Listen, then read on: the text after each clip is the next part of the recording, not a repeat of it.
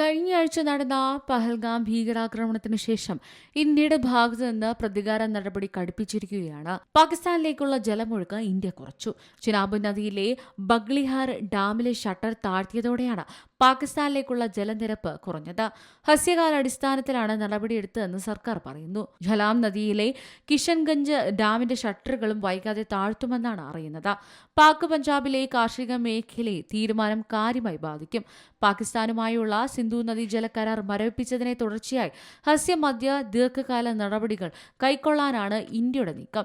ഇതിൽ ഹ്രസ്വകാല നടപടിയുടെ ഭാഗമായിട്ടാണ് ബഹ്ലിഹാർ അണക്കെട്ടിൽ നിന്ന് പാകിസ്ഥാനിലേക്കുള്ള വെള്ളത്തിന്റെ ഒഴുക്ക് കുറയ്ക്കാൻ ഷട്ടർ താഴ്ത്തിയത്. പാകിസ്ഥാന്റെ മുൻ പ്രധാനമന്ത്രി ഇമ്രാൻഖാൻ, മുൻ മന്ത്രി ബിലാവൽ ഭൂട്ടോ എന്നിവരുടെ എക്സ് അക്കൗണ്ടുകളടക്കം ഇന്ത്യയിൽ വിലക്കിയിരുന്നു. നിയമപരമായ കാരണങ്ങൾ കൊണ്ട് ഇവരുടെ അക്കൗണ്ട് നിലവിൽ ഇന്ത്യയിൽ ലഭ്യമാകില്ല എന്ന കാരണമാണ് എക്സ് അറിയിച്ചിരിക്കുന്നത്.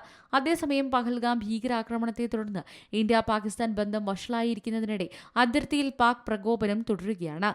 കുപ്വാര, ബരാമുള്ള, പൂഞ്ച്, രജൌരി, മെന്ധർ, നൌഷേര, സുന്ദർബനി, അഖ്നൂർ പ്രദേശങ്ങളിലാണ് വെടിവെപ്പുണ്ടായത്.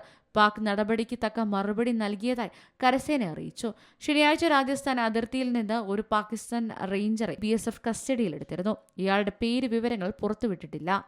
National desk, C Malayalam news. ഏറ്റവും പുതിയ വാർത്തകളും വിശേഷങ്ങളും വിരൽ തുമ്പിലറിയാൻ സി മലയാളം ന്യൂസ് എല്ലാ ഡിജിറ്റൽ പ്ലാറ്റ്ഫോമുകളിലും ലഭ്യം.